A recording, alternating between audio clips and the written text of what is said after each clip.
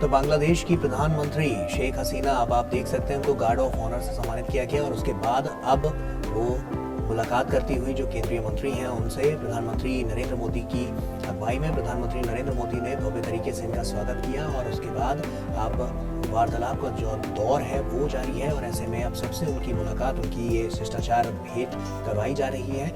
और आपको बता दें, तमाम बड़ी और महत्वपूर्ण यहाँ पर जो पहल है उसको एक अमली जामा पहनाने के लिए, एक नई नीतियों के तहत आने वाले समय के लिए और मजबूत इन संबंधों को करने के लिए तमाम यहाँ पर जो नीतिगत फैसले हैं वो यहाँ पर लिए जाएंगे और ये दौरा काफी महत्वपूर्ण हो जाता है। आज आपको बता दें कि प्रधानमंत्री शेख हसीना का जो मुलाकात का सिलसिला है वो राष्ट्रपति के साथ भी है और उसके बाद उपराष्ट्रपति से भी वो मुलाकात करेंगी और ऐसे में प्रधानमंत्री नरेंद्र मोदी के साथ द्विपक्षीय वार्ता का भी उनका पूरा कार्यक्रम है और तमाम नीतिगत जो फैसले हैं वो लिए जाने हैं और ऐसे में तमाम जो अहम मुद्दे पर बातचीत का दौर भी जारी रहेगा।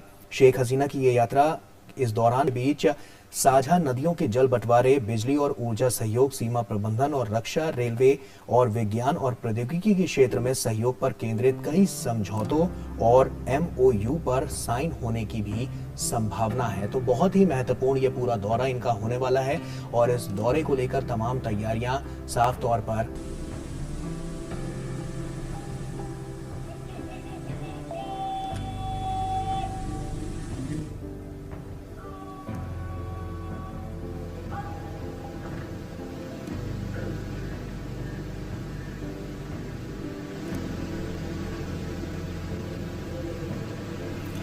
तो बांग्लादेश की प्रधानमंत्री शेख हसीना, जिन्होंने कहा कि काफ़ी खुश हैं वो यहाँ आकर और भारत की हमेशा आभारी रहेंगी, जैसा है बांग्लादेश के निर्माण में और लगातार जो विकास यात्रा रही है दोनों देशों के पारंपरिक संबंधों में, दोस्ताना संबंधों में। उन्होंने कहा कि भारत आना सदैव अच्छा होता है और मंत्री 4 दिवसीय भारत दौरे पर हैं और बेहद उम्मीदों भरा ये दौरा कहा जा सकता है। उन्होंने कहा, बांग्लादेश की प्रधानमंत्री ने जब बातचीत की तो उन्होंने कहा कि जो मुख्य फोकस है वो रहने वाला है किस तरह से गरीबी उन्मूलन किया जाए, किस तरह से जो आर्थिक स्थिति है उसको बढ़ाया जाए और किस तरह से जो व्यापारिक साझेदारी है वो लगातार बढ़ रही है वो उसे किस तरह से और आगे बढ़ाया जाए।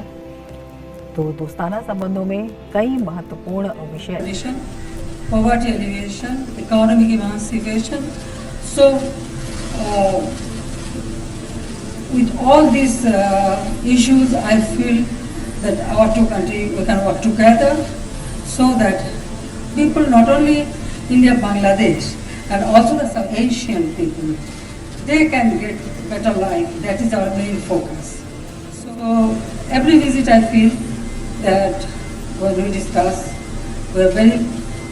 I hope that it will be very fruitful discussion and our main aim to develop economically and also fulfill the basic needs of our people, that we will be able to do. With friendship you can solve any problem. So we always do that. So हम हमेशा आभारी हूँ भारत के और कि हमारा देश जब स्वाधीनता और या जब लिबरेशन वॉर हुआ तो यहाँ के लोगों ने जैसा हमारा साथ थे, सपोर्ट की और बहुत लोग उनका जितना कंट्रीब्यूशन है, हम हमेशा इसको स्वागत करती हूँ एंड हम रियली आभारी हूँ। सो मेरे ओर से भारतवासी को हमारा शुभेच्छा, স্বাগতম।